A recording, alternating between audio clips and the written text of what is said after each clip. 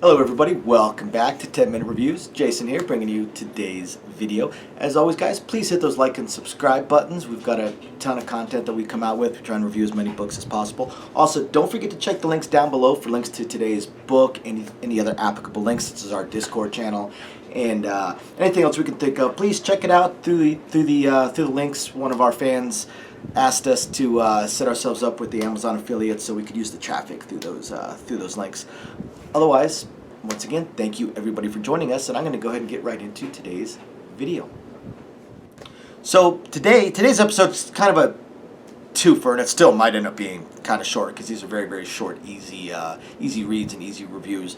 But I want to talk about Stuart Grosse's Lewd Dungeon series, and I want to talk about books 29 and book 30. I'm not going to do the usual 4 categories.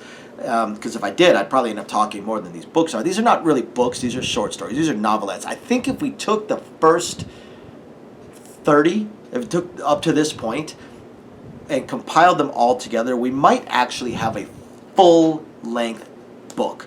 They are very, very, very short. They're basically chapters or 2-chapter long novelettes. But they are fantastic. And Stuart Grosse, I've read a lot of stuff by Stuart Grosse. Some of it I really liked, some of it I really didn't. But his writing style is a lot of fun. Excuse me, long week.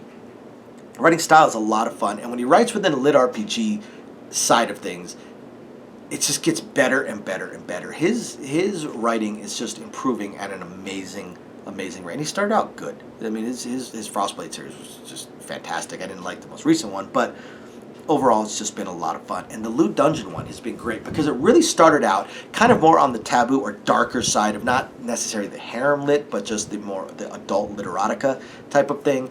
But again, more on the taboo or more evil side. You know, it's one of those where the main character is a bad guy. You know, that we have a lot of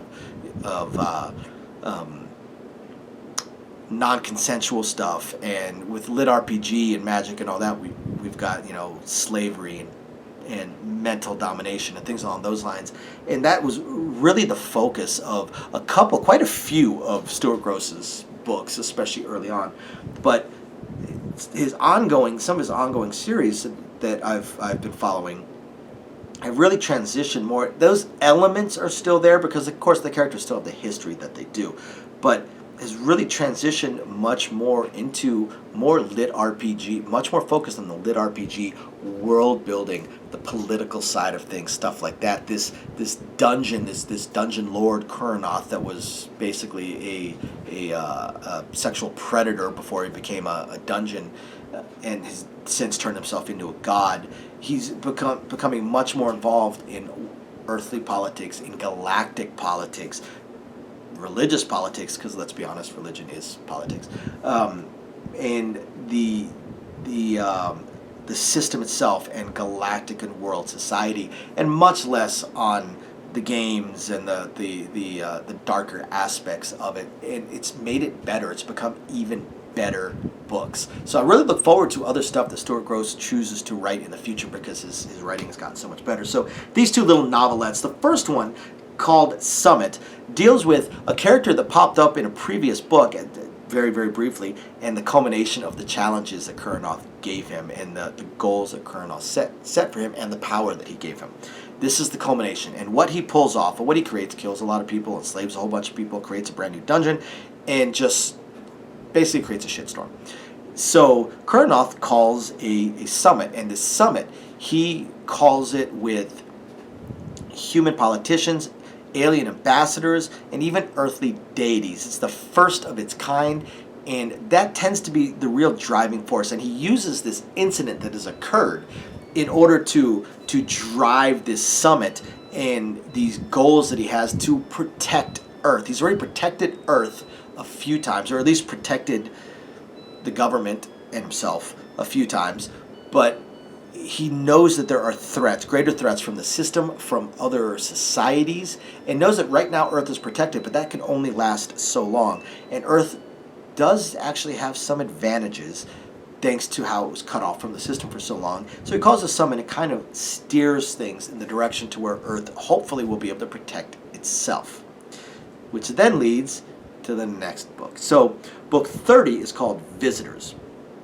And Visitors deals with, well, visitors, alien visitors from another society. Only these visitors are so incredibly powerful that they are a small squad of 4 of them are considered planetary level threats, are considered able to level an entire planet.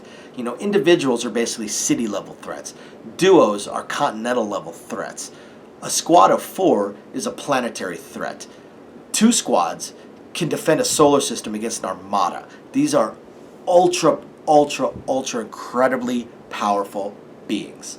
And it is generally considered by not humanity, but by the alien ambassadors, by ones that are more familiar with galactic society and actually know who these visitors are and how powerful they are and what they can do. It's generally considered that the only one on the entire freaking planet that might have a chance to stop them, to defend against them, would be Kurnoth.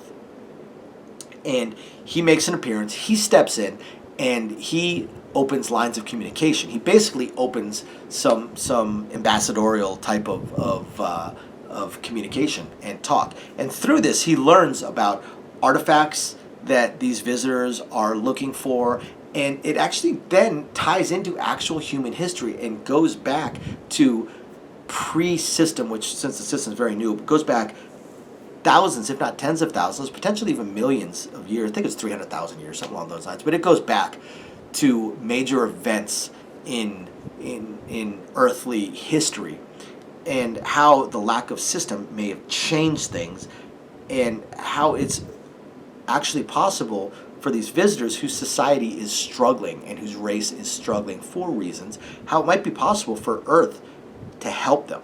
And there could be a way for them to team up. And it's not explicitly mentioned or even really hinted at in the book, but this is just another way that Kurnoth continues to protect humanity. Because if Earth and humanity ends up being this dying race's salvation and chance to survive, well, then this race is going to protect Earth. And again, 3 or 4 of them can destroy a planet. So this is just another way of protecting Earth and building these alliances that Kurnoth seems to be building. Guys, I know that not everyone is into the darker aspects of the harem or adult literotica, but I'm telling you, this series and Stuart Grosse's writing is just getting better and better and better, and more towards the world building and the lit RPG and political aspect. It's fun. It's so much fun. So you guys, you really should check it out. You really, really should check it out. Thank you everybody for watching, and we will catch you guys next time. Bye now.